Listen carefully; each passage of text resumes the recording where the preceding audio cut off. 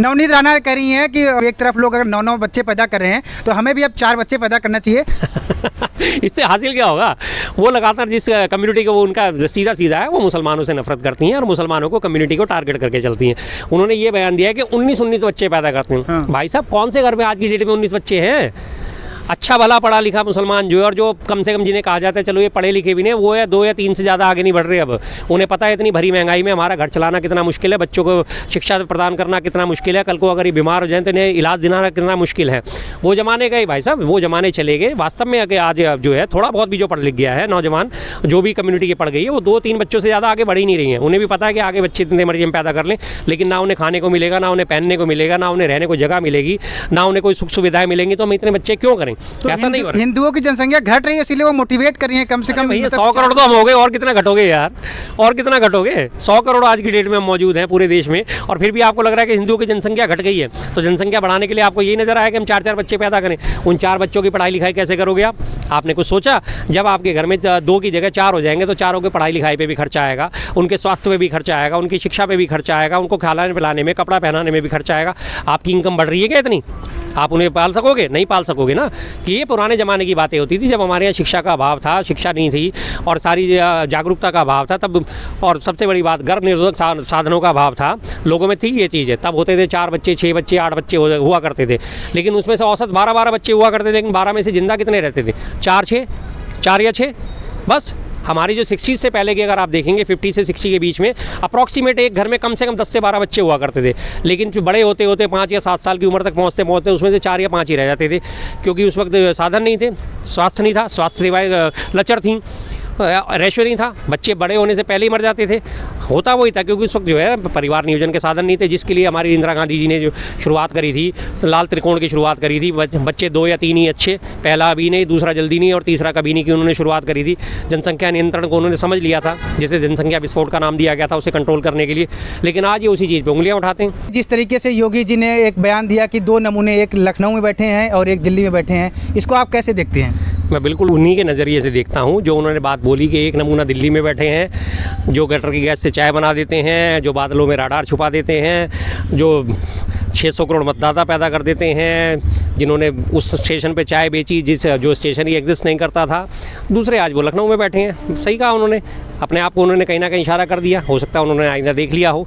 मैं तो इसे बिल्कुल इसी तरीके से देखता हूँ। उनकी आपस में जो राड है वो निकल के सामने आ गई है, और काफ़ी हद तक उनका इशारा शायद अमित शाह जी की तरफ भी था, क्योंकि अमित शाह जी और योगी जी का माना जाता है कि आपस में 36 का आंकड़ा है। तो बिल्कुल मैं तो उनकी देखता हूँ कि हाँ, ये उनके आपसी जो है पारिवारिक कला है जो निकल के अब धीरे धीरे सामने आ रही है। अभी आप SIR की बात करें, अमित शाह जी ने कहा SIR सफल है और होके रहेगी। प्रधानमंत्री ने, मोदी जी ने भी कहा SIR बहुत बढ़िया। और उधर से योगी जी का बयान क्या आ रहा है? हमारे उत्तर प्रदेश में 4 करोड़ वोटर का वोट काट दिए।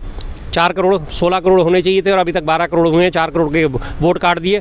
और वो साथ साथ ये भी कह रहे हैं कि इसमें करीब 80 से 82% वोटर जो है वो हमारे हैं। अभी तक वोट की संख्या डिसाइड नहीं हुई कि कितने वोटर हैं, कटे कितने और जुड़े कितने, और उसके बावजूद भी उन्होंने कह दिया कि हाँ जी करीब 80 से 82% वोटर हमारे। तो इसका मतलब कहीं ना कहीं तो गड़बड़ चल रही है ना, हेराफेरी चल रही है ना। आपने कैसे घोषित कर दिया कि इसमें से 80% वोटर हमारे ही होंगे? तो यही तो दोनों के बयानों पर अगर नज़र डाली जाए, वो कहते हैं SIR बहुत सफल रहा है और वो कहते हैं SIR असफल है, 4 करोड़ वोटर काट दिए गए। अच्छा, दिल्ली के जो पॉल्यूशन का जो मामला है, अभी मीडिया भी लगातार अलग अलग बयान दे रही है। कोई कह रहा है कि ये दिल्ली जो है वो कटोरी नुमा है, इसकी संरचना है, ये जो अरावली का पर्वत है इसकी वजह से इसका धुआं यहीं रहता है, इसलिए कभी खत्म हो ही नहीं सकता। देखिए जी, वो जिन्होंने ये बयान दिया है, मैं उनकी पहले कभी बहुत इज्जत करता था। वो एक बड़ी अदालत के नाम के एक प्रोग्राम चलाते थे, आपकी अदालत के नाम से। तब मुझे अच्छा लगता था कि वो हर एक को जो है क्रिटिसाइज़ कर रहे हैं, प्रत्येक का जो है वो पोल पट्टी खोल रहे हैं, कच्चा चिट्ठा खोलते हैं। लेकिन अब धीरे धीरे जब मैं उनके पीछे नज़रिए पे देखता हूँ, उनके जो बयान देखता हूँ, उनके जो इंटरव्यूज़ देखता हूँ, उसमें साफ पता चलता है कि सत्ता पक्ष की चाटुकारिता कर रहे हैं। उन्हीं का बयान 2023 में जारी हुआ था कि 2023 में दिल्ली में पॉल्यूशन गंभीर स्थिति में पहुँच गया और ये केजरीवाल सरकार क्या कर रही है। आज वो 2025 में आगे कहते हैं कि तो अरावली जो है, क्योंकि अरावली के ऊपर ऑर्डर पास कर दिया गया कि 100 मीटर से ऊपर जो है उन्हीं को पहाड़ी माना जाएगा, 100 मीटर से नीचे को पहाड़ी ही नहीं माना जाएगा। यानी वो उनको प्लेन करने की आधिकारिक इनको रूप से स्वीकृति मिल गई है।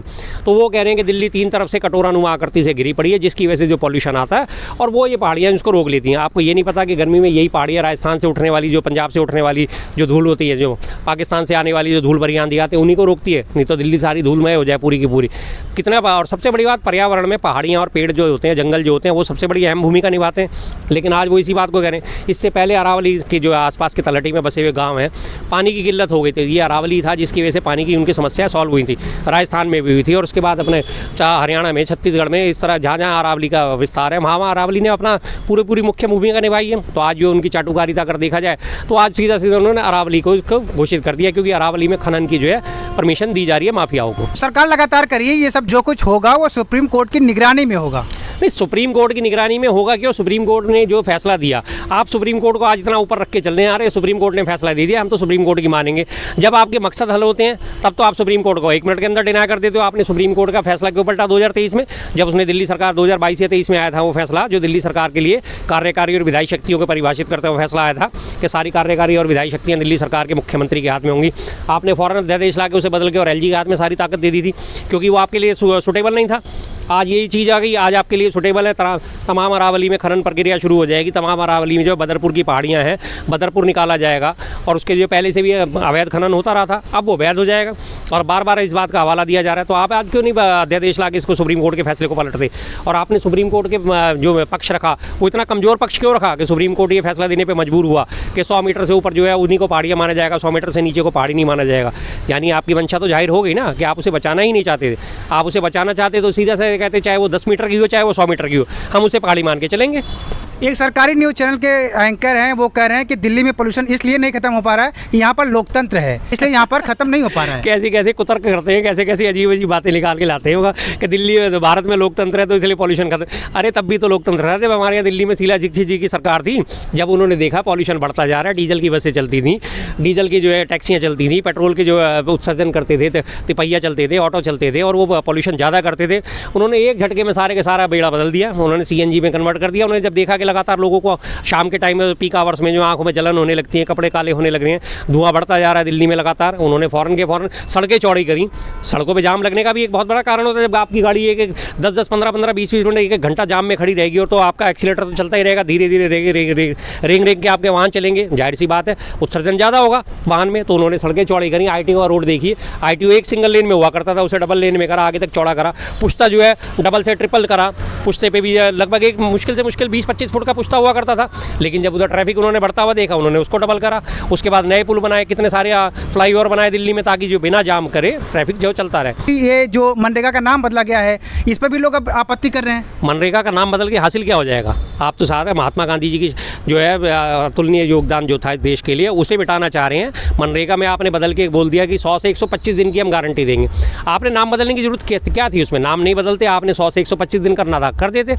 नाम ही बदला है ना, आपने दिखा दिया कि आप गांधी जी से कितनी नफरत करते हैं। और रही बात इसकी कि हम कार्य दिवस बढ़ा रहे हैं, पिछली बार के जो कार्य दिवस थे क्या था, उसमें 100 दिन हुआ करता था। उस 100 दिन में भी पिछली बार की जो उत्पादकता थी कितनी थी? सिर्फ 42%, यानी कि एक आम एवरेज को तो 100 में से 42 दिन ही काम मिला था। और उसके बाद अब जो इसमें तब्दीली करी गई है वो ये करी गई है इसमें तब्दीली कि जो है 60-40 का रेशो जो है कर दिया।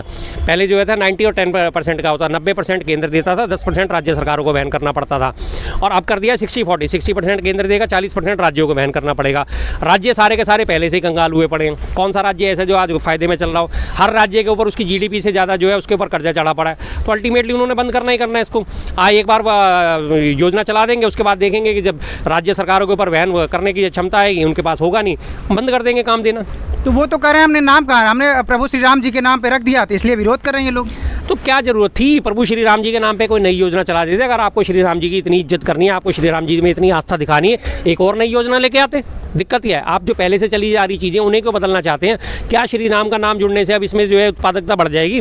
क्या आप गारंटी देते हो कि श्री राम का नाम जुड़ने से 125 दिन के 125 दिन ही काम मिल जाएगा? नहीं मिलेगा। ना पहले में दे रहे थे आप, ना आप दे रहे। और यही मनरेगा थी जब हमारे मोदी जी साहब कहते थे अरे ये कौन सी योजना है, ये तो पूरे देश को गड्ढे खोदने में लगा दिया है। और कोरोना में जब लॉकडाउन हुए और उसके बाद जब इसी योजना के तहत लोगों को काम दिया, उनके हाथों को काम दिया गया, तब कहते थे देखा हमने मनरेगा के तहत लोगों को काम दिया, कोरोना में भी हम उनका सहायता करी। तब इसी चीज़ पे कॉलर खड़े कर लेते हैं। जब अच्छा हो गया तो मेरी वाह, और जब बुरा हो जाए तो कांग्रेस ने करा।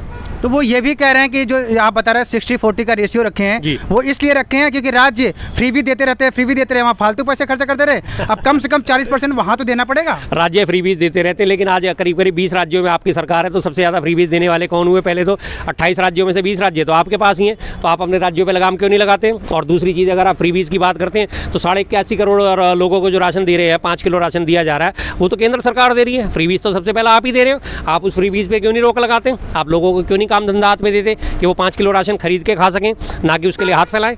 लेकिन आप दूसरों के ऊपर उंगली उठाना बड़ा आसान है। आपको आप दूसरों पे उंगली फ़ौरन उठा लेंगे, लेकिन अपने गिरेबान में थोड़ा सा भी नहीं झाँकेंगे, अपने आप को आईने में नहीं देखेंगे कि मेरी गलतियाँ क्या है। बिल्कुल नहीं, इस बात में वो जाना चाहते गहराई में। 20 राज्य आपके हैं ना, अगर वो राज्य फ्रीबीज देने तो बंद कराइए ना उनका।